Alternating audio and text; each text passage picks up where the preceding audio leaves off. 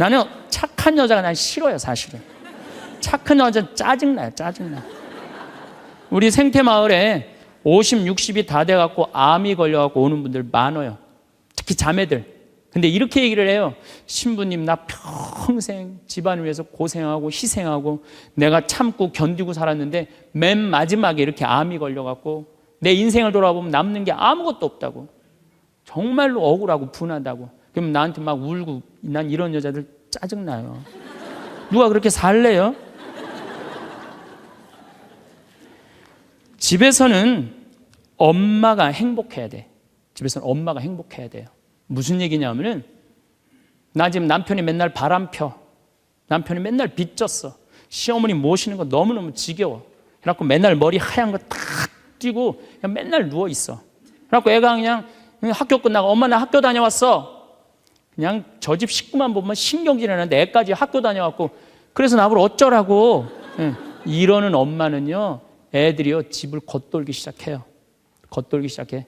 엄마가 행복하지 않는 집 애들은요 집 밖을 나가 떠돌아다니게 돼 있는 거예요. 맨날 지겨워 죽겠다. 입만 열면은 죽었으면 좋겠다.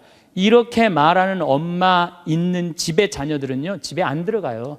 집에 들어가면 맨날 엄마가 입에서 나오는 소리가 죽었으면 좋겠다, 지겨워 죽겠다, 내 팔자야 이러면은요 애들은 겉돌기 시작하는 거예요. 그러면 겉돌아갖고 나가갖고 떠돌아다녀서 3년을 떠돌아다니면요 진짜 골치 아픈 애가 돼서 돌아와요. 근데 엄마가 너무너무 기뻐. 엄마 나 학교 다녀왔어. 우리 아들 딸 수고했어. 공부하느냐고 얼마나 힘들었어. 엄마가 맛있는 간식 사놨거든, 만들어놨거든. 딱 안아주면은요 애는 간식 먹으면서 집에서 행복하게 살 수 있어요. 집에서는 누가 행복해야 돼? 엄마가 행복해야 돼. 그러니까 여기 계신 분들, 내가 행복한 게 결국은 누가 행복한 거야? 자식이 행복한 거예요. 그러니까 누구한테 잘해줘야 돼? 엄마한테, 본인한테 잘해줘야 돼요. 희생한다고 그게 훌륭한 게 아니에요. 참는다고 그게 훌륭한 게 아니에요. 집에서 누가 행복해야 되냐면 아내가 행복해야 돼, 아내가.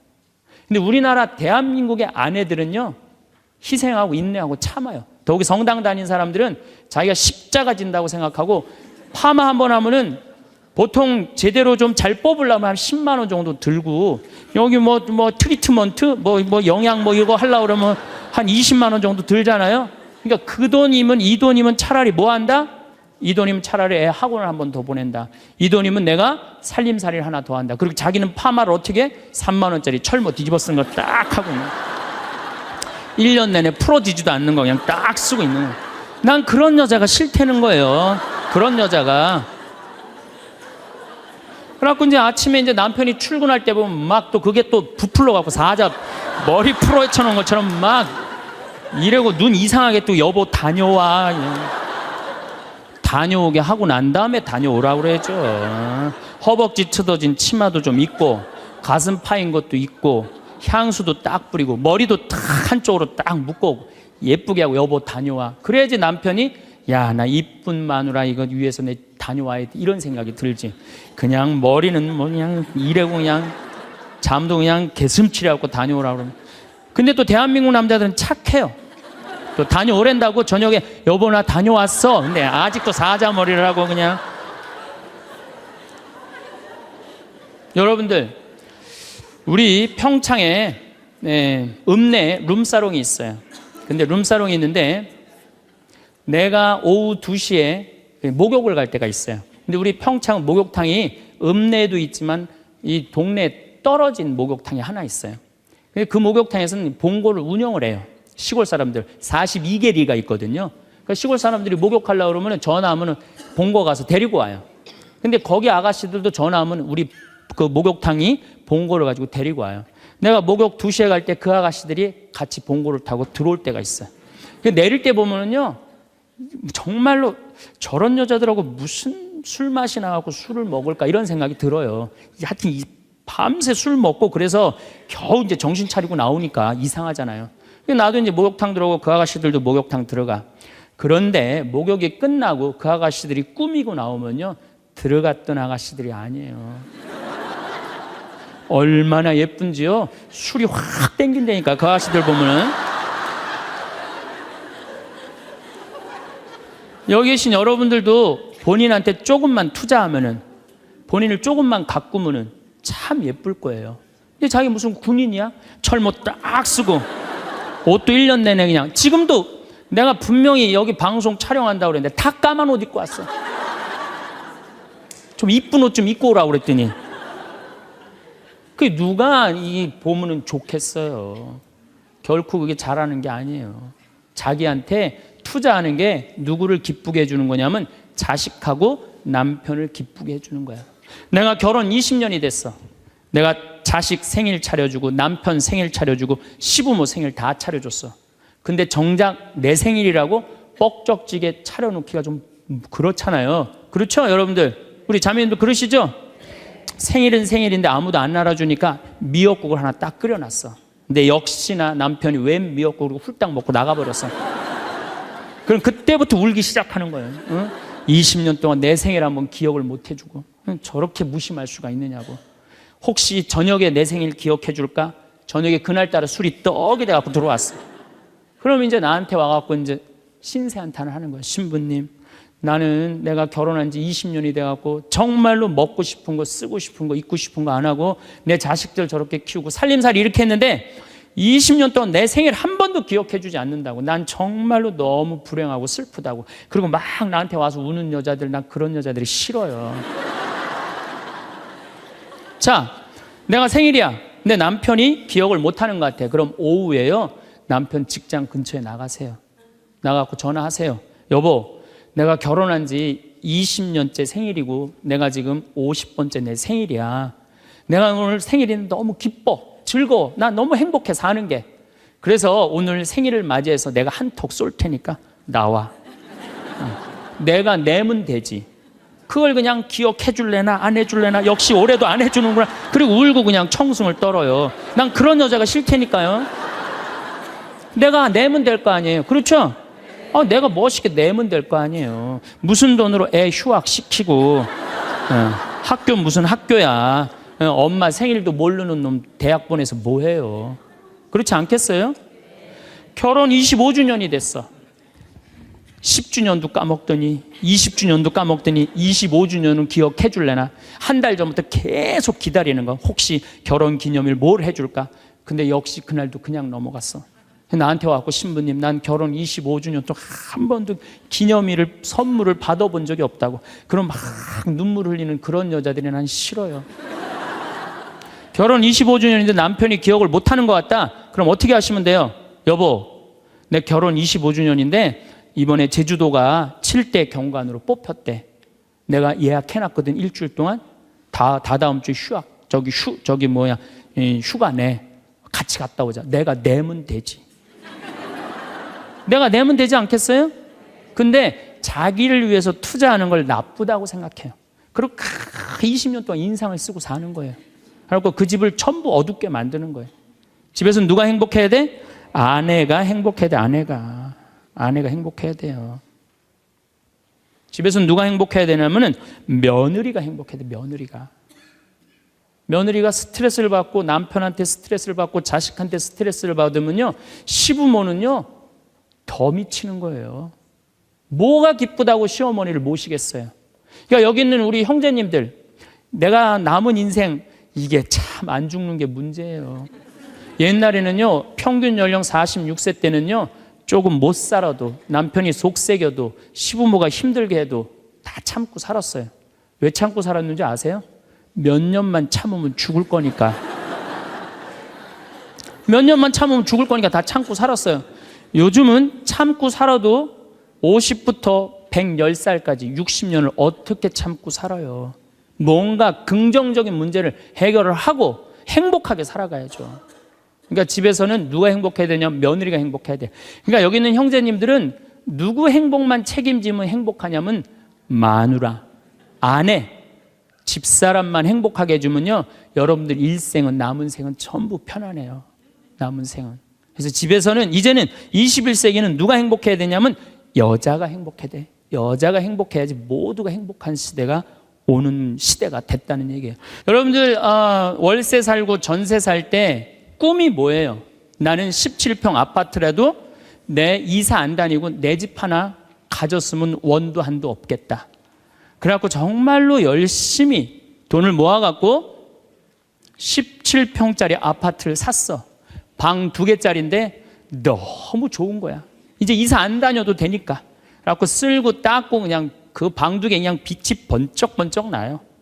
그렇게 행복하게 사는데 갑자기 친구가 차미슬 아파트 32평짜리 아파트 이사간 친구가 나 이 32평 아파트 샀다고 집들이 한다고 오라 그래갖고 그 집에 딱 갔는데 이런 우리 집 17평이 그 집 베란다에 들어가게 생긴 거야. 그때부터 기뻐요, 안 기뻐요? 안 기뻐요. 이때부터 목표가 바뀌어요. 17평에서 뭘로 바뀌어요? 32평으로 바뀌어. 그래갖고 그냥 허리띠를 졸라매. 제일 만만한 게 뭐야? 교무금이야. 7만 원 내던 거 그냥 3만 원으로 딱 줄이고 열심히 그냥 한 10년을 모았어. 10년을 모았는데 모아갖고 경남 아파트 32평 샀어. 32평 사갖고 그냥 너무 행복한 거야. 근데 이 32평에는 안방에 샤워실도 있고 화장실도 있는 거예요. 온 세상을 다 얻은 것 같아. 그냥 너무 행복한데 아니 친구가 천당역 분당에 50평짜리 아파트 샀다고 초대를 하네. 거기 가보니까 우리 집 32평이 어디에 들어가게 생긴 거예요? 그 집 거실에 들어가게 생긴 거야. 우리가 이 세상을 살면서요 욕심을 부리다 보면은요 항상 기쁘지 않아요. 세상적인 욕심은요 채워도 끝이 없어요. 그래서 바다는 채워도 사람 욕심은 못 채운다는 거예요. 여기 계신 분들 혹시 난 지금 너무 괴로워, 내가 사는 게 힘들어, 뭐 때문에 힘드느냐면 지금 현실이 힘든 게 아니에요. 여러분들 욕심이 너무 많아서 힘든 거예요. 이유는 다른 거 하나 없어요. 그런데 우리가 목표가 하늘나라인 사람, 나는 이 세상적인 게 날 좀 실망시킨다 하더라도, 이 세상적인 출세를 좀 못했다 하더라도 나의 최종 목표는 하늘나라다. 정말로 아름다운 꽃이 있고 아름다운 사람들이 있고 성모님이 있고 하느님이 있고 예수님이 있고 오늘 채칠야 성녀 같은 그런 정말 아름다운 분들이 있는 그곳에 내가 간다라는 희망을 가진 사람은요 이 세상적인 게 날 좀 실망시킨다 하더라도 항상 기쁘게 살 수 있어요. 그런데 이 세상에 욕심만 부리다가 하느님 믿지도 않고 하늘나라에 대한 희망을 두지 않는 사람은 마지막에 빈털터리로 갈 수 있다는 얘기입니다.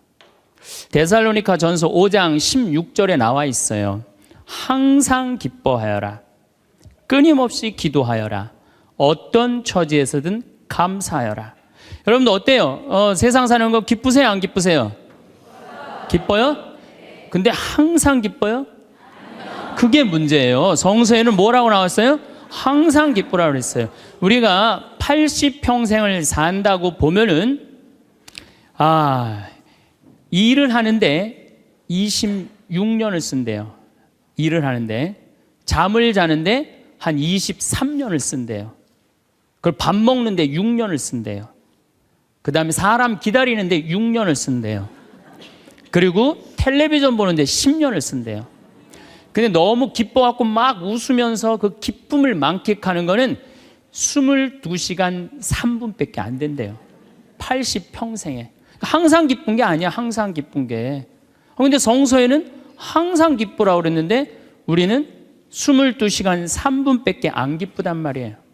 저는 오늘 우리 여기 신부님 왔는데 파리나무 십자가 합창단 여기 온다며요.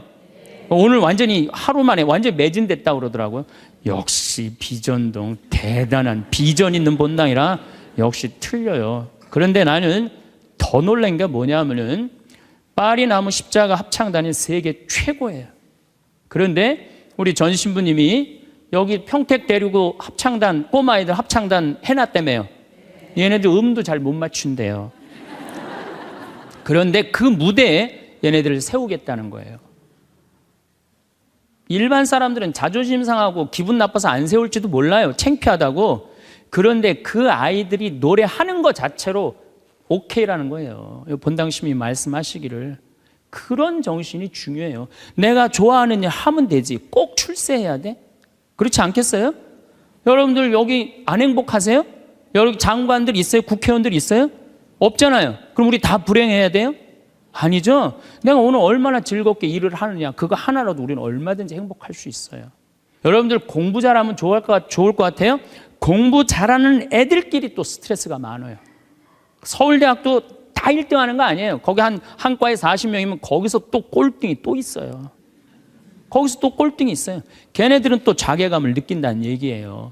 그래서 학벌, 내가 뭐 우리나라의 그 좋대는 대학, 최고의 대학 졸업한 남편을 둔 부인들, 얼굴 밝은 부인들 별로 못 봐요. 하도 남편이 잘난 척을 해갖고 거기에 눌려갖고 그냥 찌그러져서 사는 여자들 많이 봐요. 그러니까 학벌 좋다고 내 자식 뭐 그냥 서울대 나왔다고 이 내 딸 결혼시키는 거 결코 지혜로운 게 아니에요. 그래서 우리는 너무 출세, 학벌, 돈, 이 돈도 제가 보기에는 돈이 우리가 행복을 결정해 주는 것 같지는 않아요. 저는 요즘 뭐 이 입시철만 되면은 막 교수들이 막 돈 받고 그냥 부정 입학시키고 감옥에 들어가고 그 박사까지 돼서 교수까지 돼서 그 돈 몇 푼 받아먹고 감옥에 가요. 그 요즘 부산 저축은행 줄줄이 다 들어가는 거 보세요. 돈이 많으면요 더 많은 유혹에 빠지는 거예요. 제일 행복한 사람이 어떤 사람인지 아세요? 1 더하기 1은 일하고 내가 벌은 만큼만 쓰는 사람이 제일 행복해요. 근데 또 어떤 사람이 불행한 줄 아세요? 자기가 번 걸 쓰지도 못하고 죽는 사람들 많아요. 보면 9개 번 사람은요 10개 채우려고 1개 더 모으려고요 9개 손도 못 대고 죽는 사람들 많아요.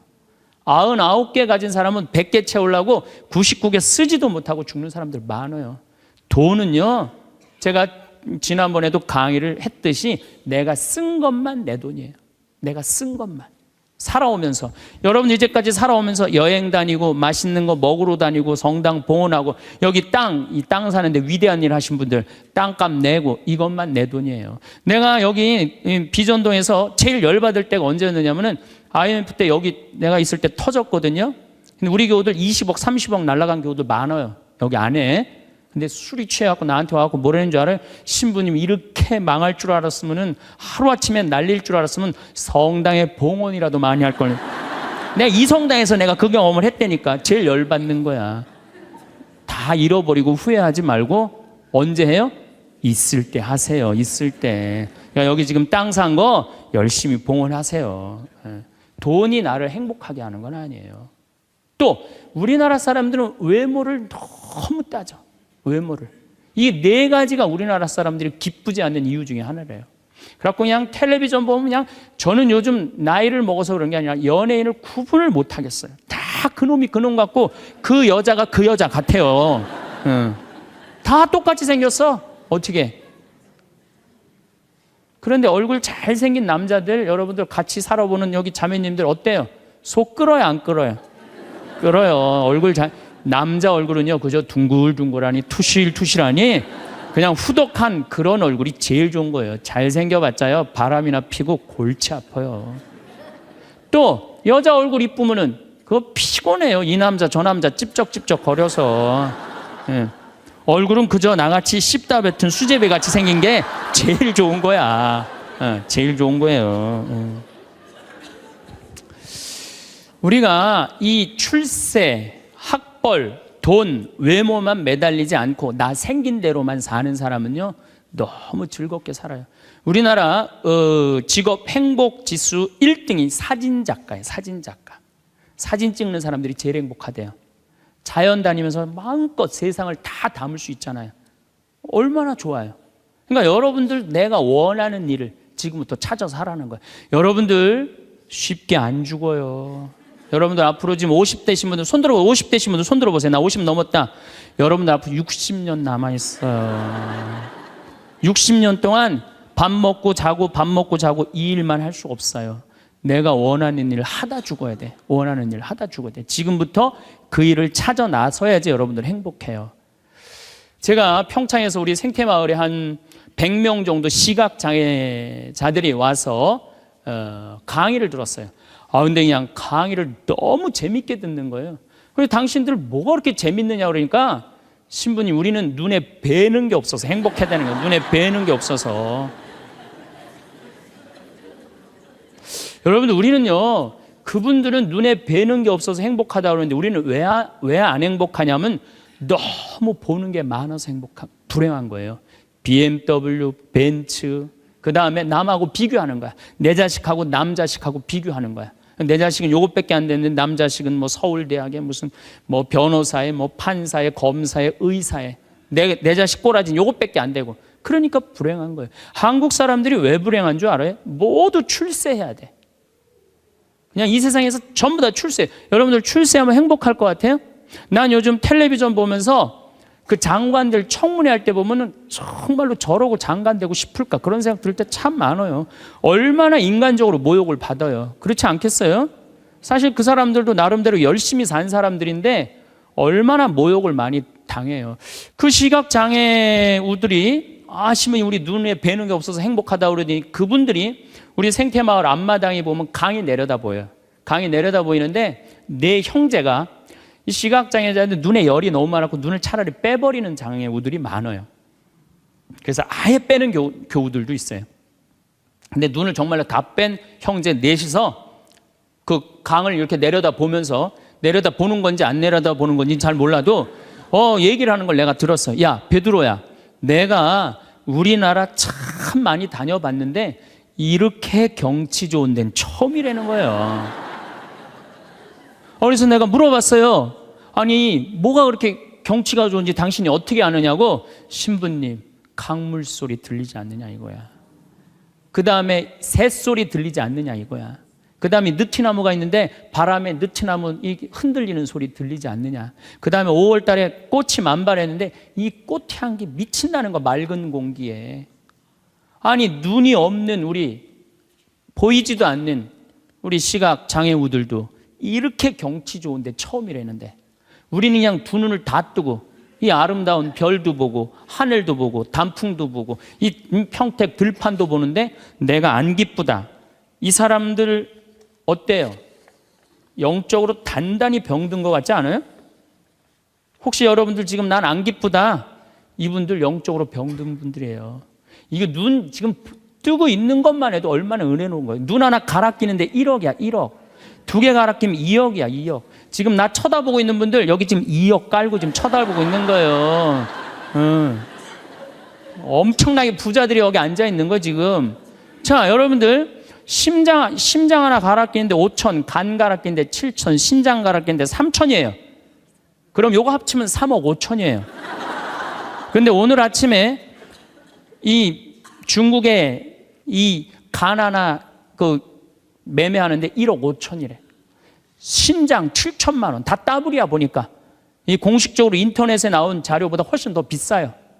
그러니까 여러분들 그걸로 따진다면 여러분들 기본적으로 지금 한 6억 지금 갖고 있는 거예요. 팔 하나 갈아 끼는데 400, 양팔 800, 양다리 1600, 이거 합치면은. 아니, 이렇게 양다리 양팔 다 갖고 있으면서 내가 기쁘지 않다. 지금 기쁘지 않는 분은 욕심이 꽉 차서 기쁘지 않는 거예요. 돈 욕심, 자식 욕심, 명예 욕심. 이 욕심을 아직 못 채웠다고 지금 기쁘지 않고 맨날 짜증 부리고 신경질 부리는 거예요. 지금 이렇게 건강한 몸으로 지금 집에서 여기 성당까지 걸어오셨다. 여러분들은 무조건 행복해야 되고 기뻐야 돼요. 여기 여기 자해원에 한번 가보세요. 여기 뇌수정에 걸린 아이들, 뇌가 얼마나 큰지 몸보다 머리가 더 커요. 얘네들은 평생 일어나질 못해요. 그러니까 점점 머리가 커지다가 20살도 못 넘기고 죽어요. 평생 한번 일어나 보지도 못하는 거예요. 근데 여러분들은 지금 걸어서 두 다리를 여기까지 와서 앉아 있다. 무조건 삶의 충만함, 살아있는 거에 대한 희열을 느끼셔야 돼. 난 정말로 건강하게 살아서 내가 움직이고 있구나. 근데 난 지금 얼굴에 그냥 기쁨이 하나도 없어. 이분은 뭔가 영적으로 병이 든 분이에요. 치료가 필요해, 영적으로. 그럼 어떤 사람이 기쁘냐 하면은 긍정적인 사람이 기뻐요. 부정적인 사람은 기쁘지 않아요. 세상을 삐딱하게 보는 분들은 안 기뻐요. 보면은 장사 안 돼도 대통령 탓, 고수도 안 돼도 대통령 탓, 내가 이렇게 지질이 못 사는 것도 부모 탓, 다 남 탓하는 사람은요 기쁠 수가 없어요. 남 욕하는 사람은 행복하지가 않다는 거예요. 그래서 항상 긍정적으로 말해야 돼. 경제학자 파레토라는 사람이 있는데 이 사람이 개미들 있죠, 개미들. 개미들이 참 부지런한 곤충이잖아요. 그래갖고 개미를 관찰을 해봤어요. 그랬더니 개미들이 100마리가 왔다 갔다 하는데 놀랍게도 먹을 걸 물고 왔다 갔다 하는 거는 20마리밖에 안 된대요. 나머지 80마리는 그냥 왔다 갔다 하는데 그냥 아무것도 안 하고, 그래갖고 너무 신기해갖고 요 20마리를 또 모아갖고 또 100마리를 만들어 놓으니까 처음에는 다 물고 왔다 갔다 하더니 조금 지나더니 20마리만 먹을 걸 물고 왔다 갔다 하고 나머지 80마리는 그냥 왔다 갔다 하는데, 어느 공동체나 열심히 일하는 사람은 20%예요. 나머지 80%는 그냥 왔다 갔다 하는 거예요. 성당도 똑같아요. 성당도 보면은 성당 와서 미사해설하고, 나 오늘 저녁 너무너무 맛있게 먹었는데 저녁 준비하고 뭐 성당에서 봉사하는 사람은 20%고 나머지 80%는 그냥 왔다 갔다 하는 거야, 가방 들고.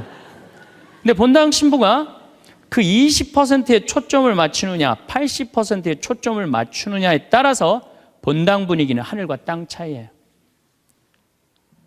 80% 그냥 왔다 갔다 하는 사람 맨날 욕해. 당신들 그래갖고 천당 가겠느냐, 당신들 그렇게 살아서 예수님한테 상 받겠느냐, 맨날 욕먹어. 그러면 20%, 열심한 20%가 무슨 생각을 하냐면, 나는 뭐야? 난 정말 집안일도 다 뒤로 하고 하느님 일 이렇게 열심히 하는데 칭찬 한 번도 받은 적이 없어. 그럼 그 사람들 기운 빠져요. 성당 분위기 쫙 떨어지는 거예요. 그런데 그 20%, 당신들 때문에 우리 성당 움직인다, 당신들은 하느님이 보내준 천사다, 정말로 고맙다, 이러면 20%가 으쌰으쌰 해갖고 신나게 움직이면은 나머지 80%도 얼떨결에 따라오는 거예요. 이게 바로 성당 분위기예요. 긍정적인 면을 강조하느냐 부정적인 면을 강조하느냐, 엄청난 차이가 나요. 여러분들 남편들 100% 마음에 들어서 데리고 살아요?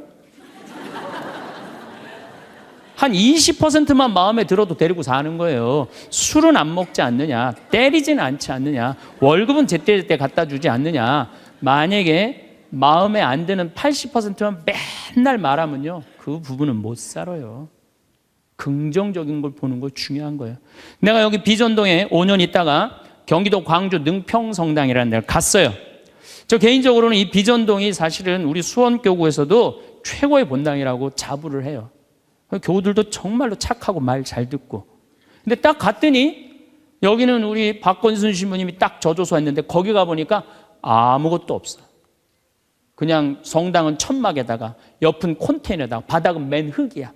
거기 그냥 바닥에 흙에서 막 원추리 붓꽃이 막 피는 거야. 제대 꽃꽂이가 필요 없어. 알아서 펴주니까. 갔는데 분당 요한성당에서 500명을 주고 경기도 광주에서 100명을 주고 경기도 죽전성당에서 150명을 줬어요. 750명이야. 딱 갔는데 안 그래도 성당도 허접한데, 아니 그 죽전에 사는 그 교우들이 우리 쪽으로 주교님이 발령을 냈단 말이에요. 이제 능평성당으로 가라고. 근데 거기서 전화가 왔어요. 교우들이, 신부님 우리가 이제까지 죽전성당 짓느냐고 그렇게 애를 썼는데 또 신설성당으로 우리 부로 가라고 그러더니 이 말이 됩니까? 자기네들끼리 회의를 했는데 안 오기로 결정을 했대요. 자, 제가 그 안 온다는 150명하고 싸웠을 것 같아요? 안 싸웠을 것 같아요? 안 싸웠어요. 왜? 그분들 와봤자 더 골치 아파요. 더 골치 아파요. 그래서 오지 말으라고 그랬어요. 근데 나한테 600명이야. 근데 우리 이 능평성당은 이 버스를 타고 이 능평 교우들이 분당으로 나가면은요, 버스 한 번이면 가요. 근데 우리 성당으로 오려면 2번을 갈아타야 돼. 그러니까 교우들이 다 분당으로 나가는 거예요. 미사 참여 이제 딱 150명이 오는 거, 150명이 주일날. 내가 여기 떠날 때 주일날 여기 1700명이 왔거든요. 내가 막 떠날 때 여기가 주일날. 1700명 맨날 하다가 150명 오니까 이건 사람도 아닌 거예요. 숫자가. 너무 좋더라고요. 그래갖고 미산 딱 11시 미사 한 대. 한 대니까 미사 끝나면 맨날 돼지를 한 마리씩 잡는 거예요. 맨날 돼지를 먹는 거야. 맨날 내가 내면 총회장이 내고, 총회장이 내면 부회장이 내고 돌아가면서. 그때는 돼지가 한 마리에 15만 원밖에 안 했거든요. 또 내가 가정방문 다니면 막 개 키우는 집에 있으면 뭐 이런 걸 키우냐고, 먹자고 그냥. 잘 아실 거예요, 내가 얼마나 좋아하는지. 그래갖고 그냥 맨날 성당 마당에서 불을 지펴놓고 맨날 먹는 거야. 그런데 놀랍게도 우리 성당 마당이 분당으로 나가면요, 마당이 보여요. 그 분당 미사 참여 나가는 교우들이 맨날 성당 마당에서 그냥 불이 지글지글 일어난단 말이야. 저게 뭔가 하고 교우들이 자꾸 하나 둘씩 오기 시작하는 거예요. 점점 교우들이 느는 거예요. 근데 이 1년이 지났는데 죽전에서 안 오겠다는 교우들이 전화가 왔어요. 자기네들이 회의를 했는데 오기로 결정을 했대요.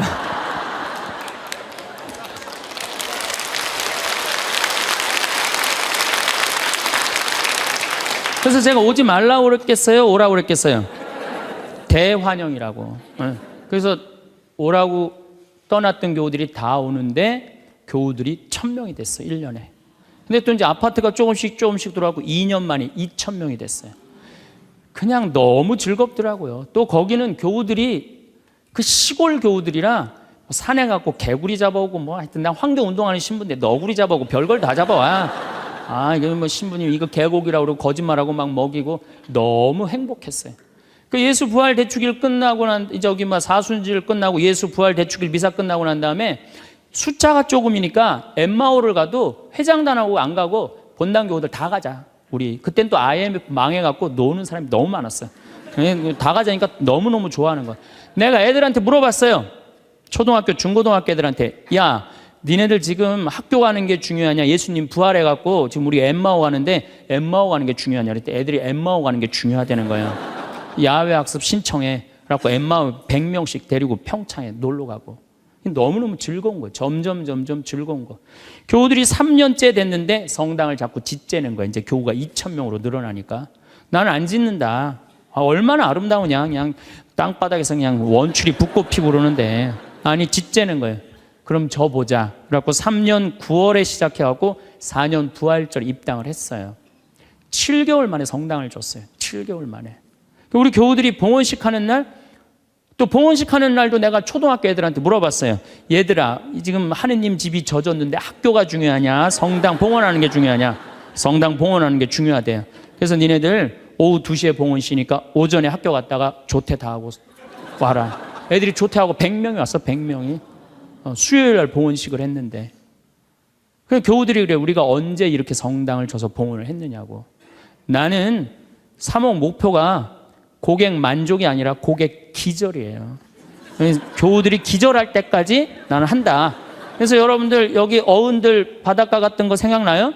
700명? 가서 그냥 3박 4일 동안 기절하면서 놀았잖아요. 근데 그때도 내가 이루지 못한 일을 여러분들이 올해 우리 전 신부님이랑 저 앞에 땅 사신 거 정말 대단한 거예요. 기쁨은요, 모든 일이 일어나는 거예요. 그러니까 교우들이 기절한 상태에서 너무 행복하니까 자기 주머니에서 돈 나가는지도 모르고 막 내는 거예요. 깨보니까 성당이 젖은 거예요. 깨보니까. 기쁨은요, 모든 일이 이루어져요. 분열이 있고 미움이 있고 징후가 있는 데는요, 아무 일도 안 일어나지만은 기쁨이 있는 데는요, 기적이 일어나게 돼 있는 거예요. 그래서 여러분들 우리가 기쁘게 사는 거는 아주 중요해요. 기쁘게. 그 어떤 사람이 기쁘냐? 긍정적인 사람이 기뻐요. 긍정적인 사람이. 성모님은 긍정적이셨을까요? 착했을까요? 성모님 100번 긍정적이에요. 처녀한테 천사가 나타났어. 마리아, 너 아이를 가질 것이다. 저는 처녀인데요. 아마 착한 여자였다면 이렇게 얘기했을 거예요. 아니, 난 너무 지금 요셉이랑 약혼한 상태라 나는 요셉한테 미안해서 애 갖고 난 절대 결혼 못한다. 난 순수하고 깨끗하게 요셉한테 시집 가고 싶다. 그리고 우리 어머니 아버지 쓰러진다. 아니, 그리고 왜 처녀한테 와서 그러느냐. 애 한 둘, 셋 논데 가서 얘기해봐라. 분명히 그랬을 거예요. 근데 성모님은 굉장히 긍정적이셨어요. 당신을 통해서 인류의 구세주가 탄생한다 그러니까 이 몸은 주님의 종입니다. 그대로 저에게 이루어지기를 바랍니다. 한번 해보자는 거예요. 얼마나 적극적이고 긍정적이에요. 이렇게 적극적이고 긍정적이셨기 때문에 인류 구세주의 어머니가 된 거예요. 그래서 나는 긍정적인 여자가 좋지 난 착한 여자는 좋아하지 않아요. 성모님도 뭐라고 그랬어요? 내 영혼이 주님을 찬송하며 나를 구하신 하느님 생각에 내 마음 기뻐 뛰노나이다. 성모님이요 그렇게 불행하게 산 게 아니에요. 굉장히 행복하게 사셨어요. 내 마음 기뻐 뛰논다. 그리고 인류의 구세주를 계속 키우셨는데 얼마나 행복하겠어요. 물론 마지막 날 아들 돌아가신 거 너무너무 마음 아팠지만은 금방 살아났잖아, 3일 만에. 그렇지 않아요? 근데 우린 뭐 통보의 어머니, 뭐 고통의 바다 이러는데, 내가 보기에는 성모님은요 굉장히 행복한 분이에요. 내 마음 기뻐 뛰논다 그랬잖아요. 또 성모님이 엘리사벳을 찾아갔을 때 엘리사벳이 뭐라 그래요? 주님의 어머니가 나를 찾아주시다니 이게 어찌된 일입니까? 내 태중에 있는 이 아기도 기뻐서 뛰놀았다 그래. 세례자 요한도 성모님의 어머니가 오니까 이게 얼마나 생동감 있는 찬양이에요. 성서에는 슬픈 것만 있는 게 아니라는 거예요. 기쁨이 너무 많다는 거예요. 결정적으로 우리가 예수님을 십자가상의 예수님만 생각하는데 그렇지 않다는 거예요. 요한복음 13장에 보면 예수님이 제자들의 발을 씻어줘요. 발을 씻어주고 난 다음에 마지막 유언을 해요. 뭐라고 유언을 하냐면은 나는 포도나무요 너희는 가지로다. 너희들이 정말로 내 옆에 붙어 있으면은 많은 열매를 맺을 것이다. 내 곁에 떠나지 말아라. 나하고 하나가 됐으면 좋겠다. 그리고 제자들을 향해서 뭐라고 그래요? 아버지, 이 사람들이 하나 되게 해주십시오. 아버지와 내가 하나이듯이 이 사람들도 하나 되게 해주십시오. 그리고 나는 간다. 내가 가야만이 누가 오신다? 성령께서 오신다. 너 성령께서 오시면 너희들은 물어볼 게 아무것도 없다. 그리고 맨 마지막에 이런 말씀을 하세요. 내가 이 말을 너에게 하는 이유는 내 기쁨이 너희 안에 흘러 넘치게 하려는 것이다. 자, 예수님이 제자들의 발을 씻어줬어요. 최후의 만찬을 했어요. 그리고 마지막 유언을 했어요. 유언 맨 끝에 뭐라고 그랬냐면 내가 이 말을 하는 이유는 내 기쁨이 너희 안에 흘러 넘치려는 것이다. 지금은 고통의 시간이 다가오지만은 나중에 마지막 날에 하늘나라의 문이 열리면 너희들은 물어볼 것도 아무것도 없고 그 하늘나라를 얻었다는 기쁨에 너희들 가슴이 터질 것이다. 그러니까 여러분들 내가 구원받았다는 확신이 있는 사람들은요 이 세상 힘들어도 이 세상이 좀 나를 실망시킨다 하더라도 내가 마지막에 하느님 아버지 집에 간다라는 확신이 있다면 어떨 것 같아요? 항상 기쁠 수 있어요. 항상 기쁠 수 있어요. 근데 여러분들이 지금 어디에 욕심이 꽉 차 있느냐면은 이 세상에 욕심이 꽉 차 있는 거예요. 그렇기 때문에 여러분들이 참 신앙인이 못 되는 거예요. 신앙의 기본은 기쁨이다. 그래서 사도 바오로가 저는 항상 기뻐하여라. 이 말 굉장히 심오한 얘기 같아요. 그러고 난 다음에 끊임없이 기도하여라. 이거 아주 또 중요한 얘기죠. 여러분들 어떠세요? 우리 천주교 교우들 기도 참 열심히 해요. 근데 무슨 기도를 열심히 하느냐면 간구 기도를 너무 열심히 해. 이 미사 지향을 내가 우리 생태마을에 뭐 피성 참 1년 내내 많이 와요. 구역장님, 반장님들, 뭐 노인대학, 레지오, 뭐 별 개인 프레스티움, 별 단체가 다 와요. 정말 열심한 사람들이 우리 생태마을에 오세요. 근데 미사 지향을 보면은요 기가 막혀요. 전부 뭐냐면은 대학 입시 합격해달라는 거. 그 다음에 딸 결혼시켜달라는 거. 그 다음에 딸 애 생기게 해달라는 거. 임용고시 합격하게 해달라는 거. 그 다음에 전세 나가게 해달라는 거. 월세 나가게 해달라는 거. 지금 분쟁이 걸려있는데 분쟁 잘 되게 해달라는 거. 이런 게 미사 지향이에요. 여러분 진정한 미사 지향은 내 영혼의 구원을 위해서. 오늘 나를 위해서 미사 넣으신 우리 교우가 한 분인데 난 너무너무 고마워요. 나를 위해서 미사를 넣어야 돼요. 근데 우린 너무너무 간구 기도가 많아. 간구 기도를 자꾸 하느님께 드리다 보면은 내가 신앙이라는 건 내가 하느님의 뜻을 실천하려고 신앙생활하는 거예요. 근데 간구 기도를 자꾸 하다 보면은 나중에 보면 하느님이 내 뜻을 실천하고 있어. 하느님이. 그러니까 내가 하느님의 종이 아니라 누가 내 종이 돼 있어? 하느님이 내 종이 돼 있는 경우가 너무 많아. 하느님이 내 종이 돼 있는 경우가. 그 신앙이 올바르지 않아요. 여러분들 자녀들이 30살까지 키워놨어. 그랬더니 자녀가 와갖고 어머니 아버지 나 이렇게 30살까지 키워주셔서 너무 감사합니다. 차를 좀 그랜저로 바꿔드릴까요? 핸드폰을 좀 좋은 걸로 큰 걸로 바꿔드릴까요? 텔레비전 LED로 바꿔드릴까요? 집을 천당역 분당으로 옮겨드릴까요? 이런 자식은 토요일 날 온다면 기다려져요? 안 기다려져요? 기다려지죠? 근데 올 때마다 엄마 나 이번에 우리 애가 대학 들어가는데 엄마 학비 좀 대줘. 아 거기 땅 있잖아. 그거 팔아갖고 학비 좀 손자 학비 좀 대줘. 엄마 나 차 좀 바꿔줘. 엄마, 나 집 좀 강남으로 가게 좀 돈 좀 줘. 맨날 올 때마다 징징거리면서 달라고 그러는 자식. 엄마, 나 토요일 날 집에 갈게. 그러면 무서워요, 안 무서워요? 무섭죠?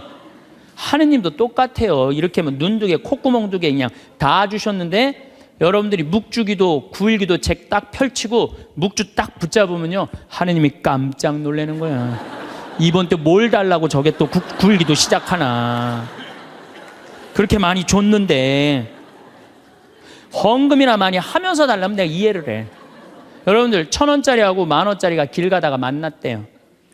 1,000원짜리가 10,000원짜리한테 물어봤대요. 너 요즘 어떻게 지내느냐? 그랬더니 10,000원짜리가 나 요즘 너무 바쁘다고, 한국 시리즈 야구 구경도 가야 되고 연극도 보러 가야 되고 갈비도 먹으러 다녀야 되고 여행도 다녀야 되고 교회도 다녀야 되고 너무 바쁘다고, 이 파리 나무 십자가 공연도 보러 가야 되고 너무 바쁘다고. 그러니까 10,000원짜리가 또 예의상 1,000원짜리한테 물어봤어요. 그러는 너는 어떻게 지내느냐? 그랬더니 1,000원짜리 하는 말이, 나는 사는 게 하나도 재미가 없어. 그날이 그날 같고 매일 똑같아.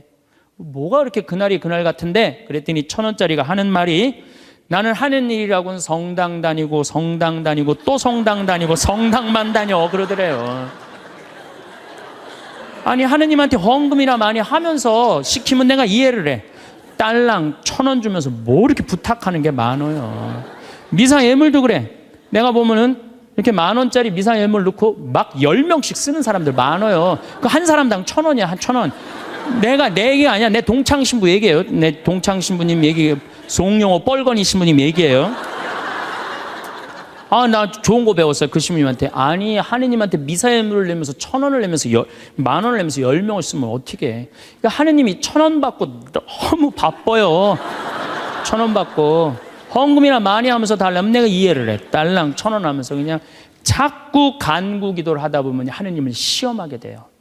자꾸 간구 기도를 하다 보면 하느님은요, 감사 기도, 찬양 기도를 드릴 때요, 여러분들 하느님께 뜨거운 마음이 생기는 거예요. 많은 분들이 행복을 찾아 먼 곳을 헤매지만 정작 행복은 우리 마음속 가장 가까운 곳에 머물고 있습니다. 행복은 특별한 사건이나 큰 성취에서만 찾아지는 것이 아닙니다. 오히려 우리가 세상을 바라보는 태도, 그 작은 변화에서 시작됩니다. 긍정이란 단어를 들으면 혹시 비현실적인 낙관이나 무조건적인 미소를 떠올리시나요? 하지만 진짜 긍정은 그런 것이 아닙니다. 긍정은 현실을 외면하는 것이 아니라 현실 속에서 가능성을 발견하는 힘입니다.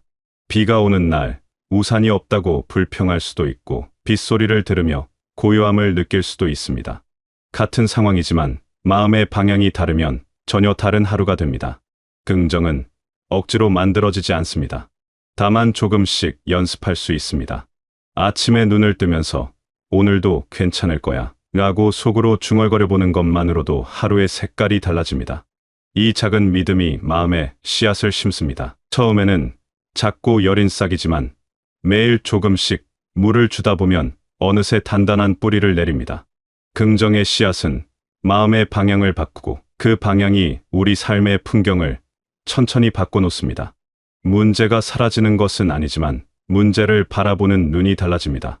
벽 앞에 섰을 때 막막함만 느끼는 것이 아니라 벽을 돌아갈 길을 찾게 됩니다. 이것이 긍정이 주는 첫 번째 선물입니다. 마음의 방향을 바꾼다는 것은 세상을 다르게 본다는 뜻입니다. 같은 풍경도 어떤 눈으로 보느냐에 따라 달라집니다. 회색 하늘을 보며 우울함을 느낄 수도 있고 차분한 아름다움을 발견할 수도 있습니다. 시들어가는 꽃을 보며 슬퍼할 수도 있고 계절의 흐름을 받아들일 수도 있습니다. 긍정은 좋은 것만 보려는 것이 아닙니다. 모든 것을 있는 그대로 받아들이되 그 안에서 의미를 찾는 것입니다. 힘든 일도 배움의 기회가 될 수 있고 실패도 성장의 발판이 될 수 있습니다. 이런 시각을 갖게 되면 삶이 가벼워집니다. 무거운 짐을 내려놓고 걷는 것처럼 발걸음이 편안해집니다. 긍정의 눈을 뜨면 놀라운 일이 일어납니다. 일상 속 작은 순간들이 빛나기 시작합니다. 아침 햇살이 창문으로 들어올 때, 저녁 하늘이 붉게 물들 때, 이런 순간들은 늘 거기 있었습니다. 하지만 우리가 알아차리지 못했을 뿐입니다. 기쁨은 어디선가 찾아오는 것이 아니라 이미 우리 곁에 있던 것을 발견하는 순간 태어납니다. 긍정적인 마음은 이 발견의 문을 열어줍니다. 평범한 하루가 특별한 하루로 바뀌는 마법 같은 일이지만 사실은 마법이 아닙니다. 그저 우리가 보지 못했던 것을 보게 된 것뿐입니다. 기쁨은 크고 화려할 필요가 없습니다. 식탁에 둘러앉아 밥을 먹는 순간, 전화기 너머로 들리는 익숙한 목소리, 산책길에 마주친 강아지의 반가운 눈빛, 이 모든 것이 기쁨입니다. 별일 아닌 하루인데 기분이 좋은 날이 있습니다. 특별한 일이 없어도 마음이 따뜻한 날이 있습니다. 이것이 바로 긍정이 만들어낸 기쁨입니다. 세상을 긍정의 눈으로 바라볼 때 우리는 삶의 작은 보석들을 줍게 됩니다. 길을 걷다가 예쁜 돌을 발견하는 것처럼 하루하루 속에서 기쁨의 조각들을 모으게 됩니다. 이 조각들이 모여 우리 마음을 채우고 마음은 점점 밝아집니다. 기쁨을 느끼는 능력은 훈련할 수 있습니다. 저녁에 잠들기 전 오늘 좋았던 일, 3가지를 떠올려 보는 것만으로도 충분합니다. 처음에는 떠오르지 않을 수 있습니다. 하지만 매일 반복하다 보면 하루 동안 좋은 일들을 자연스럽게 기억하게 됩니다. 마음이 좋은 것들을 찾는 법을 배우는 것입니다. 이것이 긍정과 기쁨의 관계입니다. 긍정은 기쁨을 발견하는 눈을 키워주고 기쁨은 우리 마음을 부드럽게 만들어줍니다. 딱딱하게 굳어있던 마음이 천천히 풀리고 여유가 생기고 웃음이 늘어납니다. 이 모든 변화는 조용하게 일어나지만 분명하게 느껴집니다. 우리는 종종 큰 기쁨만을 기다립니다. 특별한 날, 특별한 사건을 기대합니다. 하지만 삶은 특별한 날보다 평범한 날이 훨씬 많습니다. 평범한 날들을 그냥 지나보내면 인생의 대부분을 놓치는 것입니다. 오히려 평범한 날에서 기쁨을 찾을 수 있어야 합니다. 아침에 기지개를 켜는 것, 물 한 잔을 마시는 것, 창밖을 바라보는 것, 이런 평범한 순간들에도 기쁨이 숨어 있습니다. 숨어 있다기보다는 우리가 찾지 않았을 뿐입니다. 의식적으로 찾으려고 하면 보입니다. 마음을 열고 느끼려고 하면 느껴집니다. 기쁨이 쌓이면 행복이 됩니다. 하루에 한 번씩 느끼는 작은 기쁨이 일주일이 되고 한 달이 되고 한 해가 됩니다. 이렇게 쌓인 기쁨은 마음의 온도를 높입니다. 추운 겨울날 난로 앞에 앉아 있으면 몸이 따뜻해지듯이 기쁨이 쌓이면 마음이 따뜻해집니다. 이 따뜻함이 바로 행복입니다. 행복은 어느 날 갑자기 찾아오는 커다란 사건이 아닙니다. 매일의 작은 만족이 차곡차곡 쌓여서 만들어지는 것입니다. 마치 저금통에 동전을 모으듯이 우리는 매일 기쁨을 모아 행복을 만들어갑니다. 많은 분들이 행복을 목표로 여깁니다. 언젠가 도달해야 할 어떤 지점처럼 생각합니다. 하지만 행복은 목적지가 아닙니다. 행복은 여정 그 자체입니다. 걸어가는 길 위에서 느끼는 모든 순간들이 행복입니다. 목적지에 도착해야만 행복할 수 있다고 생각하면 우리는 평생 행복을 미루게 됩니다. 지금 이 순간에도 행복할 수 있다는 것을 깨달을 때 삶은 완전히 달라집니다. 하루에 한 번 웃는 것, 따뜻한 밥 한 끼를 먹는 것, 편안하게 잠드는 것, 이 모든 것이 행복입니다. 거창하지 않아도 됩니다. 작아도 괜찮습니다. 중요한 것은 지금 여기에 있는 행복을 느끼는 것입니다. 행복을 키우는 습관이 있습니다. 매일 감사한 일을 떠올리는 것입니다. 감사는 행복의 가장 든든한 뿌리입니다. 아침에 눈을 떴다는 것, 숨을 쉴 수 있다는 것, 움직일 수 있다는 것, 당연하게 여겼던 것들에 감사하기 시작하면 세상이 다르게 보입니다. 있는 것보다 없는 것에 집중하면 마음이 텅 빈 느낌이 듭니다. 하지만 있는 것에 집중하면 마음이 가득 찬 느낌이 듭니다. 같은 삶이지만 마음의 초점이 어디에 있느냐에 따라 완전히 다른 삶이 됩니다. 긍정은 있는 것을 보게 하고, 기쁨은 있는 것을 느끼게 하고, 행복은 있는 것에 감사하게 만듭니다. 감사하는 마음은 행복을 키우는 가장 좋은 방법입니다. 감사는 우리가 가진 것의 가치를 알아보게 합니다. 평범해 보이는 것들이 얼마나 소중한지 깨닫게 됩니다. 건강할 때는 몰랐던 건강의 소중함, 함께 있을 때는 몰랐던 사람의 소중함, 잃고 나서야 알게 되는 것들이 많습니다. 하지만 미리 알 수 있습니다. 감사하는 마음으로 바라보면 됩니다. 지금 가진 것들을 당연하게 여기지 말고 선물처럼 소중히 여기세요. 그러면 삶이 풍요로워집니다. 많이 가지지 않아도 풍요로워집니다. 삶은 완벽하지 않습니다. 아픈 날도 있고 힘든 날도 있고 외로운 날도 있습니다. 이런 날들까지 긍정적으로 바라봐야 한다는 것은 아닙니다. 슬플 때는 슬퍼도 됩니다. 아플 때는 아파도 됩니다. 긍정은 모든 것을 밝게만 보는 것이 아니라 어둠 속에서도 작은 빛을 잃지 않는 것입니다. 비가 와도 언젠가는 개인다는 것을 아는 것입니다. 겨울이 와도 봄은 다시 온다는 것을 믿는 것입니다. 이런 믿음이 우리를 지탱해 줍니다. 힘든 시간을 견딜 수 있게 해줍니다. 그리고 다시 일어설 힘을 줍니다. 긍정적인 태도는 우리를 강하게 만듭니다. 넘어져도 다시 일어날 수 있고 실패해도 다시 시도할 수 있습니다. 잘 될 거야 라고 막연히 기대하는 것이 아니라 잘 되어가고 있어 라고 과정을 인정하는 것입니다. 결과가 완벽하지 않아도 괜찮습니다. 과정 속에서 최선을 다했다면 그것으로 충분합니다. 이런 여유가 기쁨을 지켜줍니다. 완벽해야 한다는 압박에서 벗어나면 우리는 더 자유롭게 기쁨을 느낄 수 있습니다. 행복은 완벽한 사람에게 오는 것이 아니라 과정을 신뢰하는 사람에게 찾아옵니다. 삶의 태도를 바꾸는 것은 쉽지 않습니다. 습관을 바꾸는 것도 시간이 걸립니다. 하지만 불가능하지 않습니다. 작은 것부터 시작하면 됩니다. 오늘 하루만 긍정적으로 보내보겠다고 다짐하는 것입니다. 내일은 내일 생각하고 오늘은 오늘에 집중하는 것입니다. 하루하루가 모여 일주일이 되고 일주일이 모여 한 달이 되고 한 달이 모여 1년이 됩니다. 어느새 우리는 달라져 있습니다. 긍정적인 사람이 되어 있습니다. 기쁨을 잘 느끼는 사람이 되어 있습니다. 행복한 사람이 되어 있습니다. 변화는 천천히 일어나지만 분명하게 일어납니다. 주변을 둘러보면 행복한 사람들이 있습니다. 그들에게는 특별한 비결이 있는 것 같지만 사실 비결은 간단합니다. 그들은 작은 것에 감사할 줄 압니다. 사소한 일에도 기뻐할 줄 압니다. 긍정적으로 생각하는 습관이 몸에 배어 있습니다. 이런 습관은 하루아침에 만들어지지 않습니다. 꾸준히 연습하고 반복해야 합니다. 하지만 누구나 할 수 있습니다. 나이나 환경이 중요한 것이 아닙니다. 마음먹기에 달려 있습니다. 지금 이 순간부터 시작할 수 있습니다. 긍정과 기쁨과 행복은 서로 연결되어 있습니다. 긍정은 기쁨으로 가는 문을 열고 기쁨은 행복으로 가는 길을 닫습니다. 이 세 가지는 따로 존재하는 것이 아니라 하나의 흐름입니다. 긍정적으로 생각하면 기쁨을 더 많이 느끼게 되고 기쁨을 많이 느끼면 행복해집니다. 이 흐름을 타는 것이 중요합니다. 물살을 거스르면 힘들지만 물살을 따라가면 자연스럽게 흘러갑니다. 삶도 마찬가지입니다. 긍정의 흐름을 타면 저절로 기쁨과 행복이 따라옵니다. 이 흐름은 현재에 집중할 때 가장 잘 만들어집니다. 과거는 이미 지나갔고 미래는 아직 오지 않았습니다. 우리가 살 수 있는 시간은 오직 현재뿐입니다. 지금 이 순간에 집중하면 후회와 걱정이 줄어듭니다. 과거를 돌아보며 후회하거나 미래를 걱정하느라 현재를 놓치는 일이 없어집니다.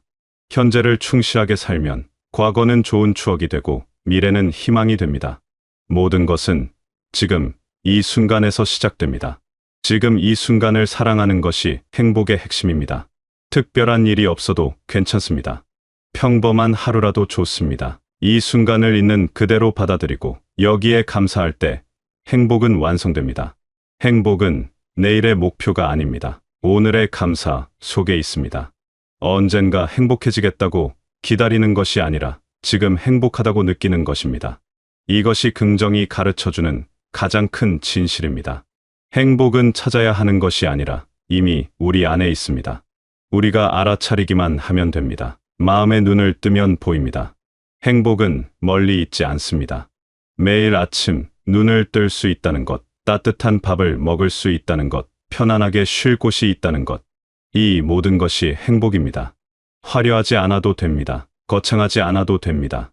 작고 소박해도 충분합니다. 행복은 크기로 재는 것이 아니라 마음으로 느끼는 것입니다. 마음이 따뜻하면 작은 행복도 크게 느껴집니다. 마음이 차가우면 큰 행복도 작게 느껴집니다.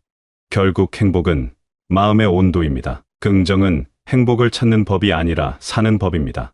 긍정적으로 산다는 것은 매 순간 최선을 다하고 주어진 것에 감사하고 작은 기쁨을 소중히 여기는 것입니다. 이렇게 살다 보면 어느새 행복한 사람이 되어 있습니다. 주변 사람들도 여러분의 변화를 느낍니다. 얼굴이 밝아지고 목소리가 부드러워지고 마음이 넉넉해집니다. 이런 변화는 저절로 다른 사람들에게도 좋은 영향을 줍니다. 긍정은 전염됩니다. 한 사람의 긍정이 주변을 밝게 만들고 그 밝음이 다시 퍼져나갑니다. 삶은 여정입니다. 목적지를 향해 달려가는 것도 좋지만 가는 길을 즐기는 것이 더 중요합니다. 길 위에서 만나는 풍경, 스쳐가는 바람, 들리는 새소리, 이 모든 것이 여정의 일부입니다. 목적지에 도착하면 끝이 아닙니다. 또 다른 여정이 시작됩니다. 그러니 목적지만 바라보지 말고 지금 걷고 있는 이 길을 사랑하세요. 발걸음 하나하나에 정성을 담으세요. 그러면 걷는 것 자체가 행복이 됩니다. 여러분의 하루하루가 소중합니다. 어제보다 오늘이, 오늘보다 내일이 조금씩 나아지기를 바랍니다. 완벽하지 않아도 괜찮습니다. 천천히 가도 괜찮습니다.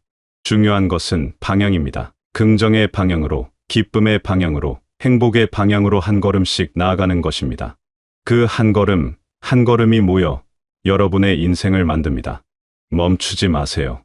포기하지 마세요. 여러분은 충분히 행복할 자격이 있습니다. 지금 이 순간도 행복할 수 있습니다. 마음속 긍정의 씨앗을 심으세요. 매일 조금씩 물을 주세요. 기다리세요. 어느 날 작은 싹이 돋아날 것입니다.